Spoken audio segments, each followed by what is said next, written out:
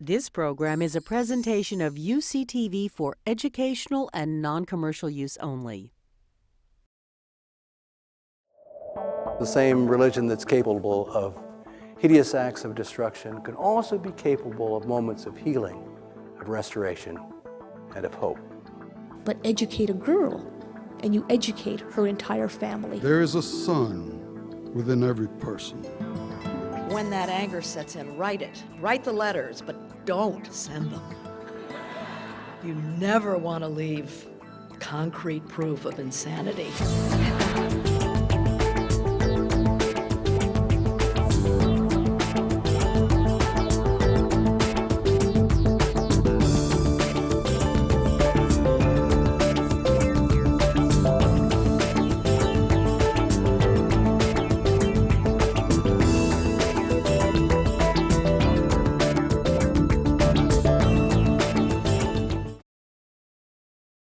The Nuclear Age Peace Foundation has three major goals: to abolish nuclear weapons, to strengthen international law, and to empower new peace leaders, particularly a new generation of younger peace leaders.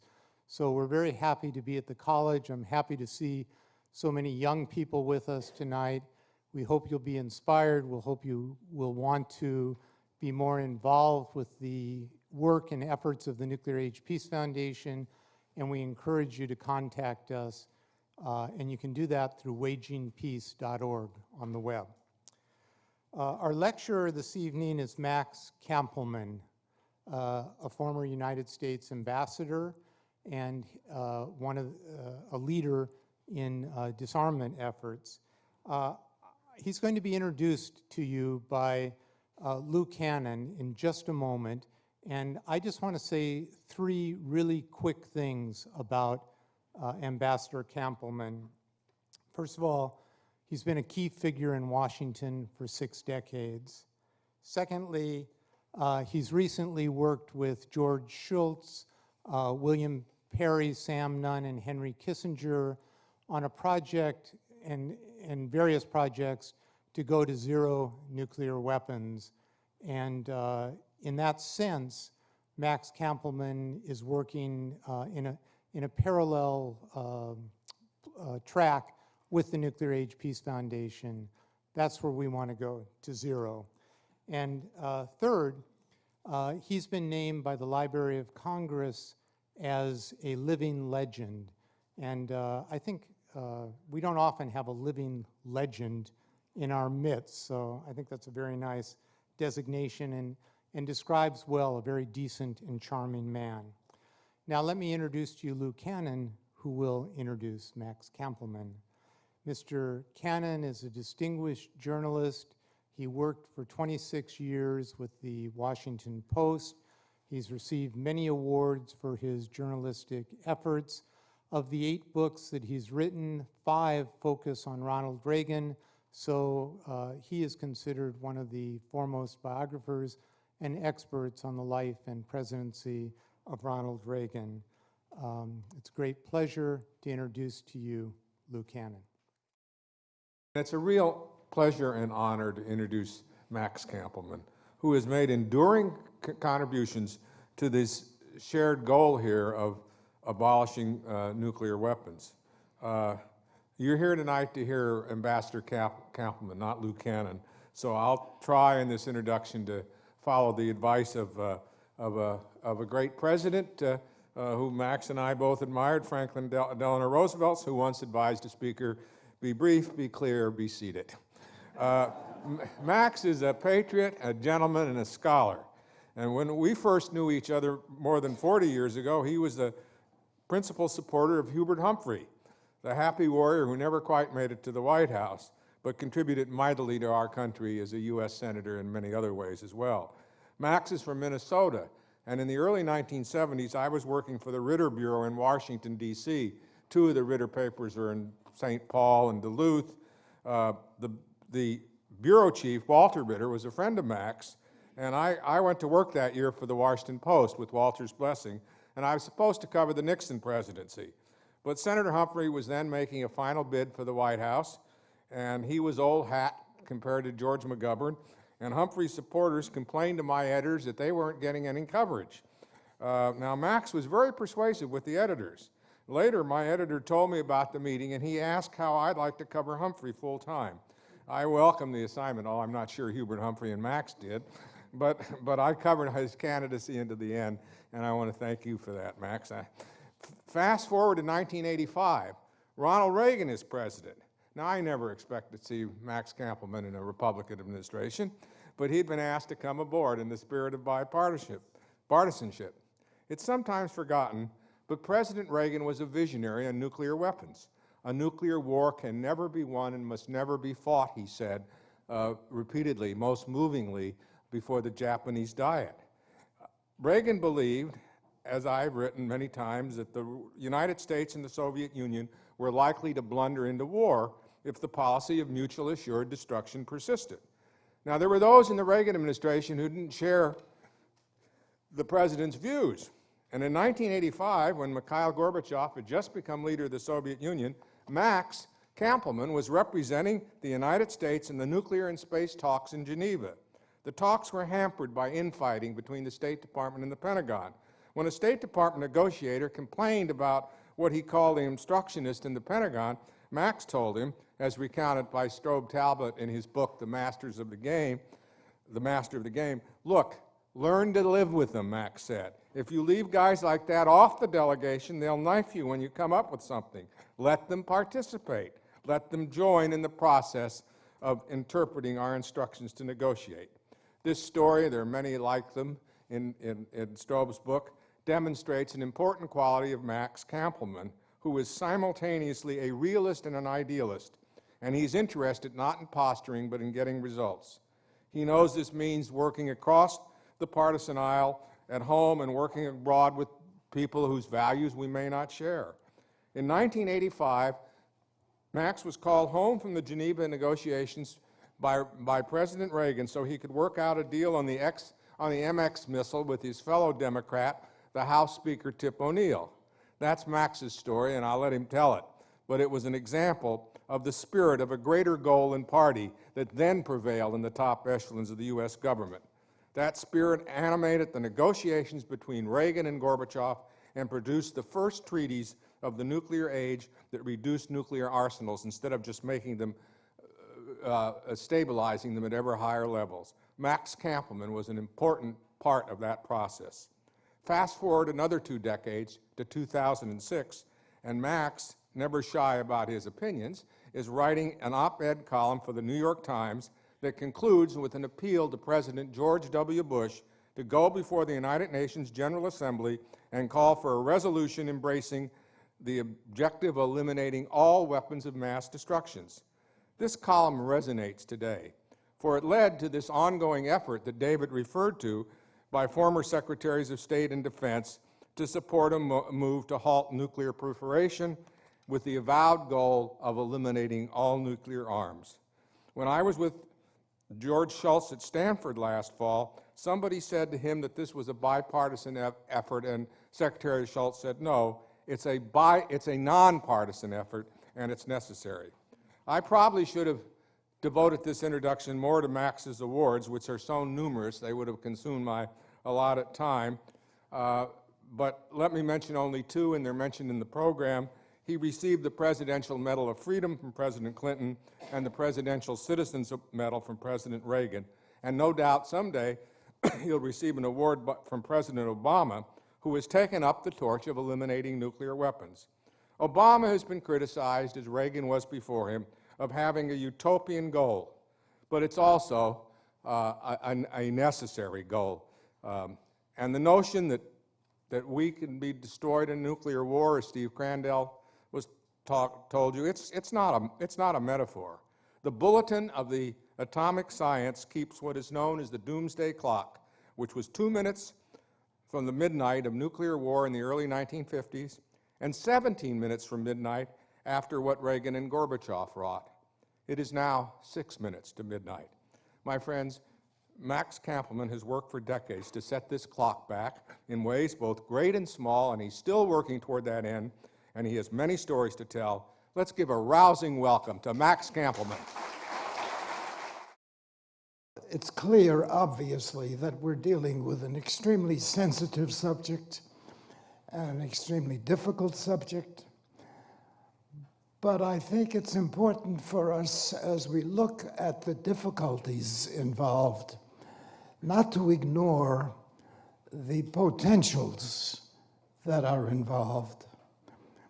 And I really personally am pleased to see that the Nuclear Age Foundation here has decided to have something called the Frank Kelly Lecture. Frank Kelly and I were friends back in Washington when he was active in journalism, and it's really a pleasure to see him here in this very healthy environment. Now,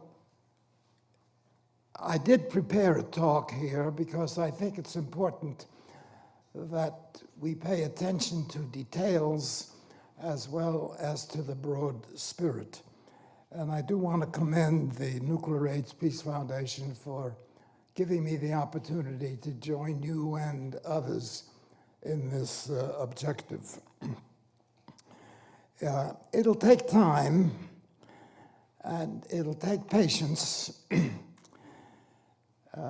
some pain, and good fortune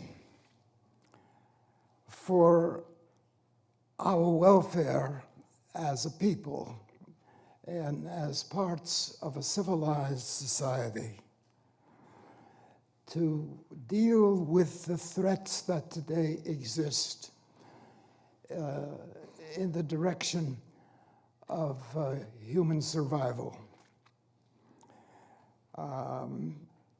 As I look at the world, obviously from the perspective of where I now live, which is Washington and the nation's capital,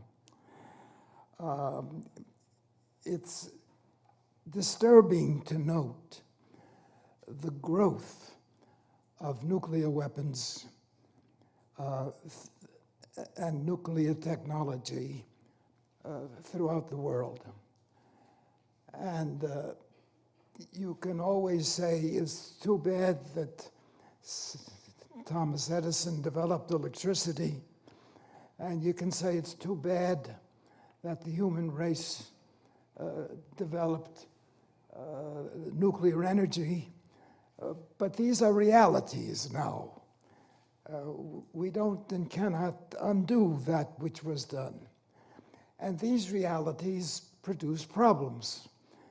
And in this case, the nuclear development, the nuclear threat, is serious and cannot really be dismissed.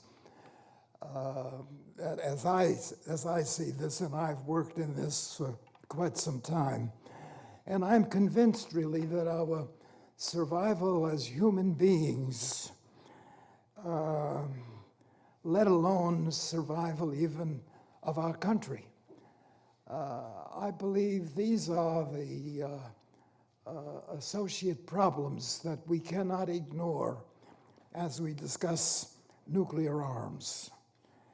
And this is what I want to discuss with you today and bring you up to date on what we are doing today. The task, obviously, and let me just maybe say with it, what does remain and what cannot be ignored if we want to be realistic about the problem, is really the existence of active, rogue, and terrorist forces in the world. And we know, not by surmise, but by reading what they write and listening to what they say, we know it cannot be ignored. It exists. And the existence of nuclear arms is spreading. It isn't necessarily being limited the way it should be. And we do note today that there are very dangerous rogue and terrorist forces existing within the world society. And I myself am convinced, as I've looked at this problem, tried to analyze it, tried to understand it, tried to look and see what you can do to deal with it, I am convinced that zero nuclear weapons, urged by the foundation that brought me here, must be our immediate civilized goal as American citizens and as human beings. I do not believe that these weapons can be ignored, can be modified, can be amended. They represent, and indeed have a kind of irresponsibility associated with them. And civilized citizens have got to take note of this, realize it exists, and do something about it. Where are we heading? Our democracy and liberty, is that the direction of our human destiny? These are separate questions that come up, but they come up in my mind, having once taught political science at the university level. I look at the nature of our society and ask myself, our democracy and liberty, the future for our country, as the political scientist Francis Fukuyama has written about persuasively. But the alternative is to say, particularly to a young audience, is to say, as we look ahead, are we observing a kind of inevitable, violent, worldwide crash of our civilizations, which the political scientist Sam Huntington, who's written extensively, believes to be the future of the American society and of the world society. Let me point out, if I may, that during my childhood, growing up, one lifetime, strange as it may appear to you, and I say this to student audiences, in my lifetime, there were no vitamin tablets, no antibiotics, no television, no dial telephones, no refrigerators, no FM radios, no synthetic fibers, no dishwashers, no electric blankets during my lifetime, no airmail, no transatlantic airlines, no instant coffee, no Xerox, no air conditioning, no frozen foods, no contact lenses, which I have, no birth control pills, no transistors, and I can tell you, go on with that list endlessly. One lifetime. My lifetime, one lifetime. Now, in my lifetime, medical knowledge available to physicians has increased perhaps, I don't know, more than tenfold. I'm told that more than 80% of all the scientists who ever lived our life today, which in itself is quite an interesting development. The average lifespan of the human being keeps steadily increasing with developments created by the human being. We now have complicated computers, new materials, new biological and biotechnological processes, and many more, frankly, which overwhelm me, a political scientist and not a physical scientist. And they are altering every phase of our lives today. They even alter our deaths, and they even alter our reproduction. We're living today in a period of information power. The telefax, electronic mail, the supercomputer, high-definition television, the laser printer, the cellular phone, the optical disc, video conferences, which I don't understand, the satellite dish, instruments which still appear, to my eyes at least, to be near miracles.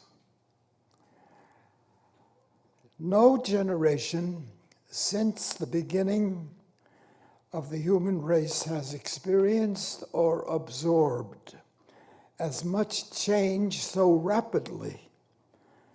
And I guess I have to say to myself, it's only the beginning. That's the kind of a world in which we're living. And as an indication of that, much more than 100,000 scientific journals publish each year the flood of new knowledge that pours out of the colleges and universities and the laboratories of the world. And this is the world in which we're now living. The changes that we're now talking about, that I'm describing to you. And these developments that I've just described are really stretching our minds and our grasp of reality to the outermost dimensions of our capacity to understand them, to be more accurate, of my capacity to understand them. And as we look ahead, we must agree that we have only the minutest glimpse of what our universe really is in its complexity. We also barely understand the human brain and human energy. And we barely understand the endless horizons of space and the mysteries found in the great depths of our oceans and our seas. They're still virtually unknown to us. This is the world in which we are living today as we want to look ahead, and this is particularly relevant to young people. I believe that our science, complicated as it is from what I've described to you, I believe that our science is today only a drop, and our ignorance remains an ocean. Now, it's been said by many that necessity is the mother of invention. I suggest the corollary is also true. Invention is the mother of necessity. Technology and communication are necessitating basic changes in our lives. And those of us in this audience who are closer to my age have obviously experienced it vividly and rapidly but the changes have been there. Information, just the process of information, has become more accessible in all parts of our globe, putting, I might say, authoritarian governments in a serious disadvantage. Because as people know what's happening and participate and are affected by it, they also invent ways and means of having some influence in it, which political scientists should themselves consider now. We don't understand it enough, but we ought to be considering this and looking forward to that. The world today is much smaller than it was during my day when I grew up and when I was in college. There's no escaping the fact that the sound of a whisper or a whimper, I suppose, in one part of our world can immediately be heard in all parts of the world. No secrets. We know what's happening every place. This is the world in which we live. And consequences follow from that. And yet, the world body politic, the organized body politic of the world, has not kept pace with the world of science and technology. Just as the individual human body must adjust to the climate in which we live, so is it necessary for governments and administrations to examine the atmosphere in which they live. The new directions and changes are apparent and not necessarily en route yet. It is, in my opinion, important for the human race to seek security without destruction. Nuclear terror is not an adequate foundation for public policy. Our president, incidentally, has made that clear during his political campaign and in his recent appearances at the United Nations, where he and President Medvedev of Russia called for zero nuclear weapons. And I want to add here that during this most recent political campaign, it was not just Mr. Obama who said that if he were elected president, he would take steps towards zero nuclear weapons. That same pledge was made by the Republican candidate who was running for president at that time as well. All of this is designed, I think, to communicate to you and to young people elsewhere. We're living in a world of change. We cannot affect that development. It's there. We're not quite sure where it's leading. Certainly, young people can influence where it's leading, and we'll have a longer time to influence where it is leading. And within this context, it's important for us, again, to remind ourselves and not to forget that the international picture becomes increasingly evident, because whereas there was a time, if you wanted to take a trip to Europe, God knows how long it took you, or China, or Japan, this is today instantaneous, really, both by radio, by television, by airplanes. It's increasingly a world which impinges upon us. We're not free of it in any way and cannot be free of it, as I've described to you and tried to provide the basis for that kind of understanding. It's also, therefore, inevitable to conclude isolation is impossible from what I've just described. There's no way you can have isolation. There's no way you can live without having consequences from where somebody else lives and how somebody else lives, or what other governments perform. They affect us. We're free for ourselves, but in fact, we're part of a larger family which we cannot avoid and cannot escape from.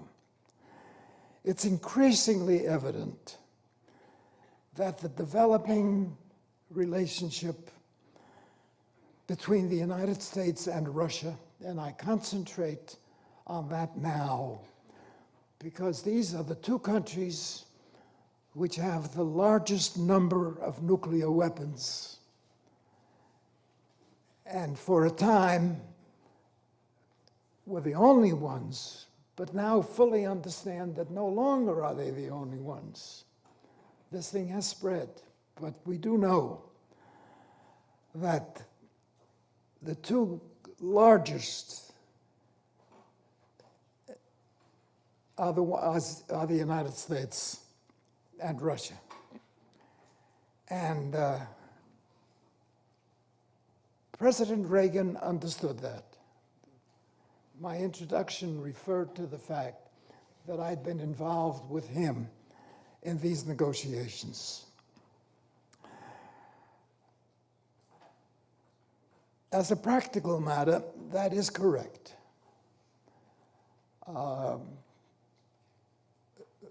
We and the Soviet Union came to believe that since we were the two with the largest number, we should meet with each other, talk to each other, and try to see if there is a common bond that might exist which would deal with the subject.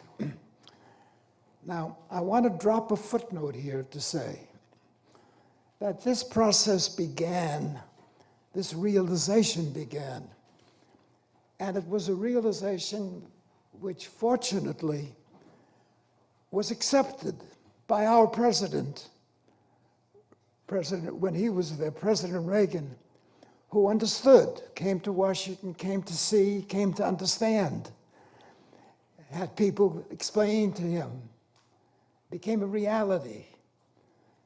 And the reality also was that so did Russia have this strength, this ability to destroy. And it was healthy, hopeful, that the two of them could sit down, and they had a virtual monopoly, which no longer exists, I might say, on nuclear weapons. That became a vehicle to, how do we handle this? How do we handle it, knowing that others are beginning to do this as well? How do you handle this? And frankly, others did do this. But we were the largest, the two of us were the largest. And I was asked by President Reagan if I would represent the United States in negotiations with the Soviet Union on this particular issue. We had begun those talks earlier, and it was evident on the part of both of our countries that this was not a simple question, that this had growing international implications. And we began to see that other countries that had also scientists on their own, who were also doing things along the same lines. creating dangers for all of us in connection with this. As a matter of fact, there was a scientist from the Middle East who had the capacity to know all about nuclear science and nuclear energy, and sold his knowledge to a number of Middle Eastern countries. And we suddenly discovered that we meaning now Russia and the United States, that no longer are we alone. Just that at one point, we as Americans had to say, we are no longer alone, look at Russia. Now we in Russia had to say, we are no longer alone. Look at ABCD, you see. That development, that world development, is a reality which we face today. Now, fortunately, President Reagan and President Gorbachev were able to communicate with each other, understood one another, and both clearly felt the need to do something about at least getting the two of us to have a relationship which was a civilized relationship, since we had more than anybody else had in this picture. My role, let me just give you an example. I can think of it, it just crosses my mind now. When the president called me on the telephone, I was in private life, I'm a lawyer, I used to be a teacher, and he called me on the telephone and he said, I've just finished talking with Mr. Gorbachev, and we've both agreed that we have got to do something about the international world problem, and that we had to do something about the two of us, and we had to get together and see if we can control some of this. And I want you to negotiate on our behalf. I remember this, which I said, Mr. President, I don't know the first goddamn thing about nuclear weapons. And I remember his answer, neither do I, but we will both learn. And the fact is, we both did learn. And were able to make an agreement with the Russians in connection with this. And that has spread, really. That has spread with other countries also involved. Now, what do we do? How do we handle this situation? Is the current serious challenge that exists, particularly given the reality that other countries have learned or are learning how to do this. And we are, I must say, cooperating with the Russians on this issue. I just recently returned from a meeting in Paris in which we had, I don't know, I think 18 or 20 countries represented. The subject was, how do we get to zero? It's a growing need and a growing awareness. A growing awareness, as a matter of fact, that it is still spreading, the knowledge is still spreading around. And we're still at that period. Now, let me, if I could, say to you that we are now paying attention to how do we handle this question. And that's really the challenge to the human race today. How do we handle this serious question which threatens our lives and also potentially threatens our civilization? Because it's there. And irresponsible elements are getting it. And there is now constructive work underway in this area. I mentioned to you that I just recently was in Paris at a meeting dealing with this problem. Some months before that, there was a meeting in Rome, sponsored by the former Prime Minister of Russia, Mr. Gorbachev, and the former Secretary of State in the United States, who lives here in California, the former Secretary of State, also sponsored it, and a number of countries were involved in it. So, and I do want to commend the sponsors of this meeting, really, for bringing the serious attention to the front, because it's essential that we do something about it. My own personal opinion is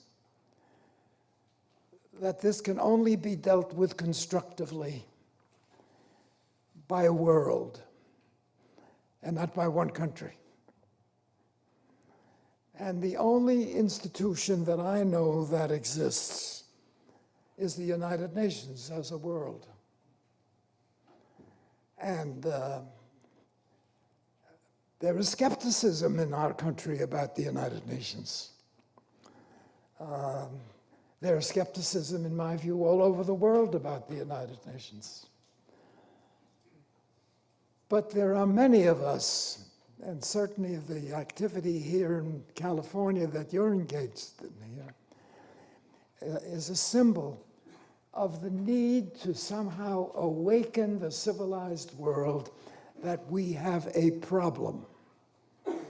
Now, we in the United States have a particularly serious problem because we are exposed here in the United States. We are exposed with two oceans.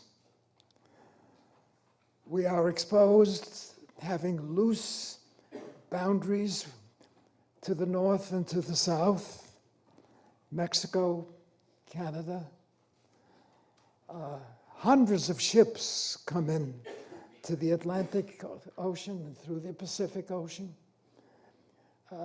We are not safe by any means. Our government in Washington understands this, is doing what it can, is working hard on this issue. But a better solution is to get rid of it for the world. And that's also underway, to get rid of it for the world.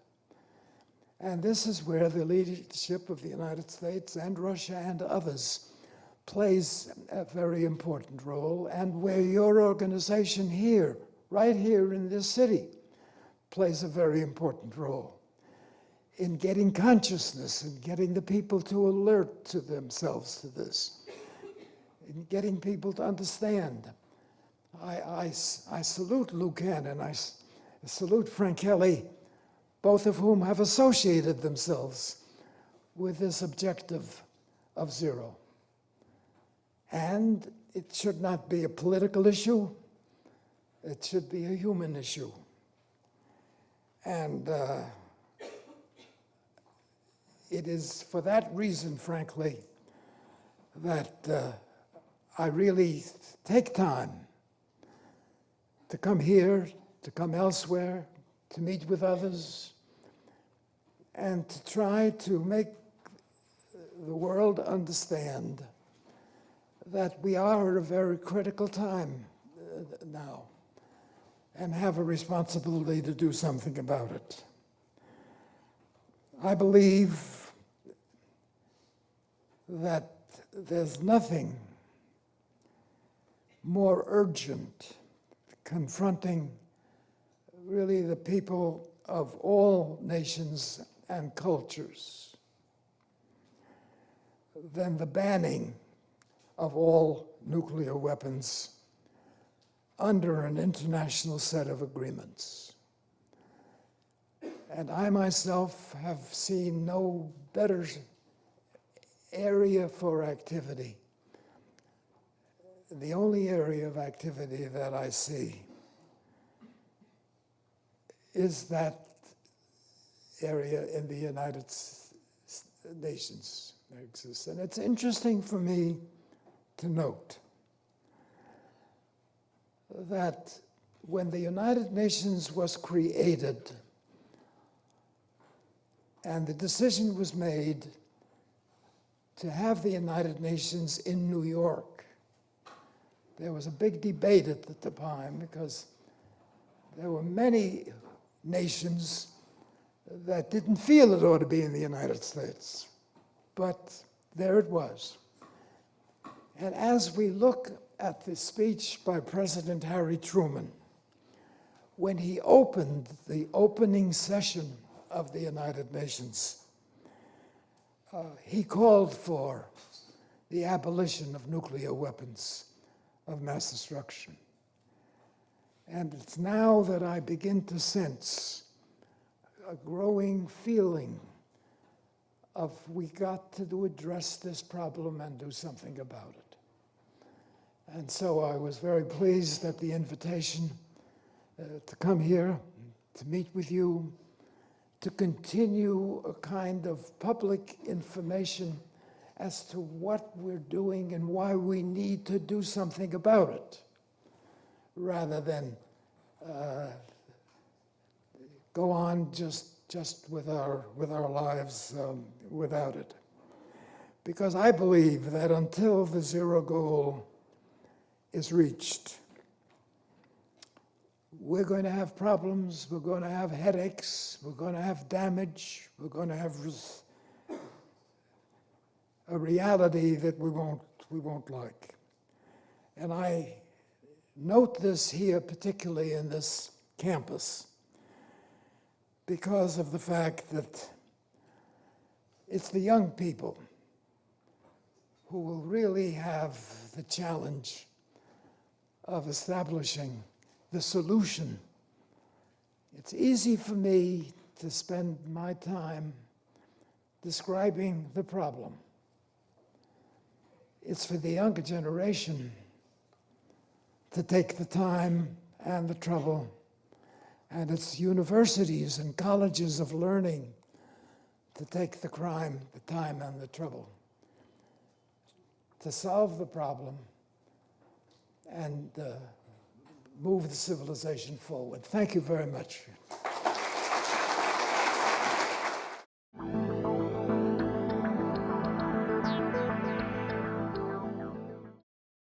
The question is, President Obama has recently approved an increased budget for nuclear weapons, and he wonders what you think of that. My own opinion, first of all, let me say that within the last 2 weeks, the United States and Russia have come to a strengthening agreement on the zero object.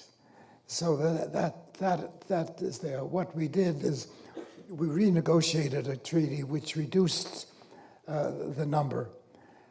My own opinion is, and I don't speak for anybody else or for any organization, my own opinion is that until the world is ready to go to zero or take steps towards zero, which is what we're now beginning to do, the United States has got to protect itself. I mentioned earlier, for example, that we were open, our boundaries were open. We are vulnerable. We are not only vulnerable, but we're open on all four sides.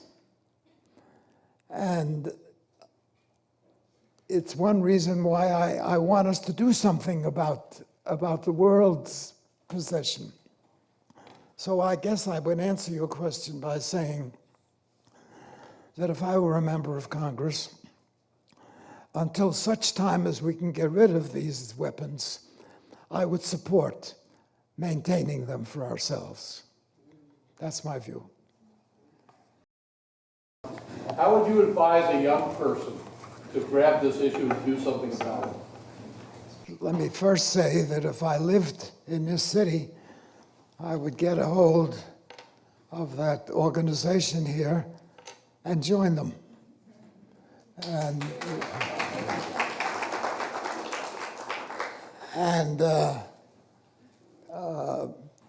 follow it carefully.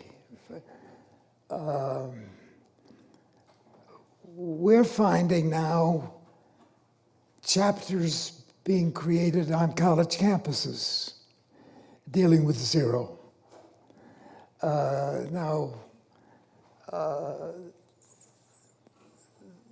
For the moment, that's the great threat to our civilization.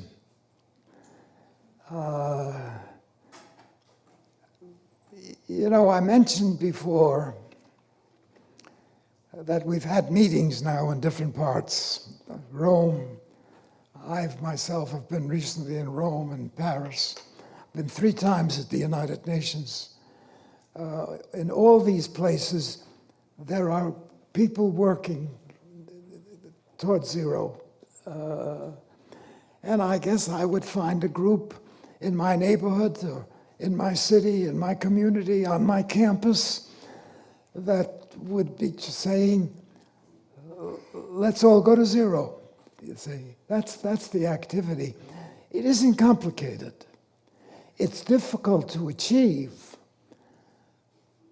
but it's less difficult than one might think,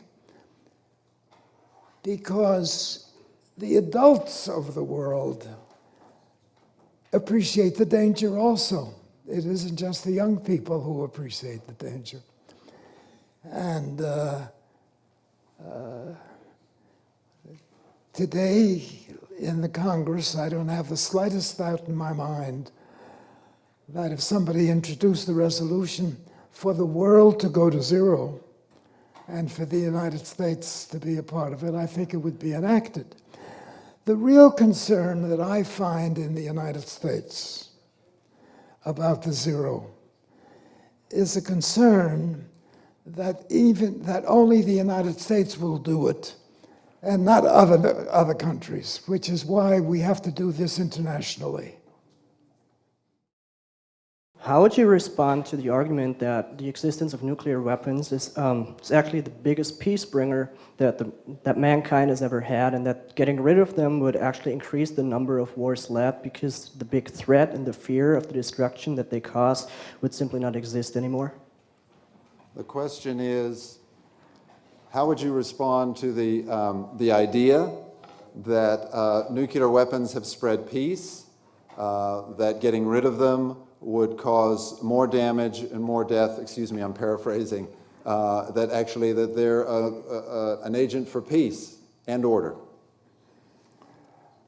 I do think that nuclear energy is a vehicle for peace and order.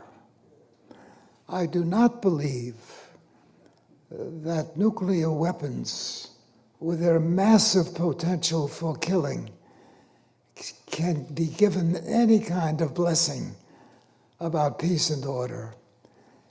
You may be referring to the fact that with both the United States and Russia, let's say, having the possession of nuclear weapons, neither will use it against the other.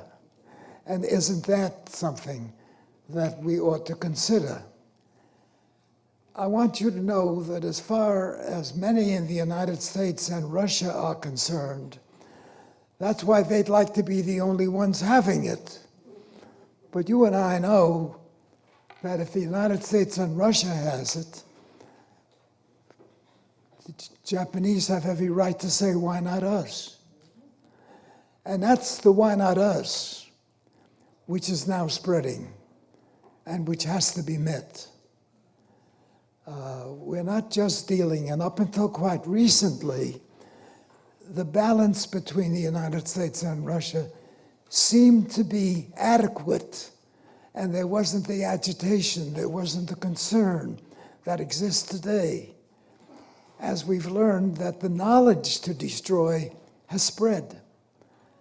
The newspapers these days are pointing out, for example, that Iran now has its capacity, and it does have the capacity. And we now have quite a few countries besides the Iranians who have that.